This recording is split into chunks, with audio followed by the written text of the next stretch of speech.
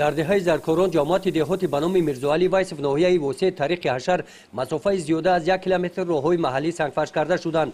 дар корҳои сохтмонии роҳ дар ин деҳа бо пешниҳоди кумитаи маҳалла тибқи нақшаи пешбинӣ гардида риояи қоидаҳои сохтмонӣ сокинони деҳа соҳибкорон ва шахсони саховатпеша ҷалб гардиданд. истифода аз техникаҳои мазкур имкон фароҳам оварданд ки корҳои аввали сохтмонии роҳ бо сифати хуб ва дар муҳлати пешбинӣ гардида анҷом дода шаванд. иқдоми мазкур гувоҳи фаъолнокии баланди сокинони деҳот ба хотири саҳми арзанда гузоштан дар ободии як гӯшаи диёрамон мебошад.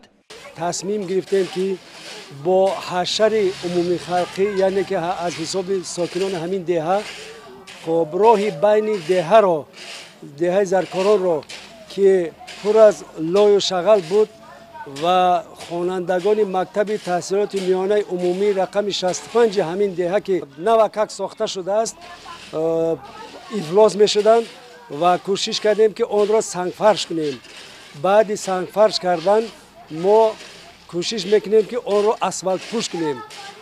ما 30 سالگی استقلالیت دولتی جمهوری تاجیکستان را با تحفه ارزنده امان پیشواز میگیریم. طبق اطلاع بعد انجام کارهای سنگفرش‌کنی راه مرحله دوم یا منفرش نمودن راه روزهای نزدیک شروع میگردند. یادآور باید گردید که تا این کارها در دهه زرکاران با اقدام شخصان سخاوتپیشه مکتب زمانوی دوآشانه ساخته شده با همه اشیا و واسطه‌های تعلیمی مورد استفاده قرار داده شد. گزارش خواجه نظری خدای نظر ظهروف از ناحیه واسه برای برنامه اطلاعاتی نوید.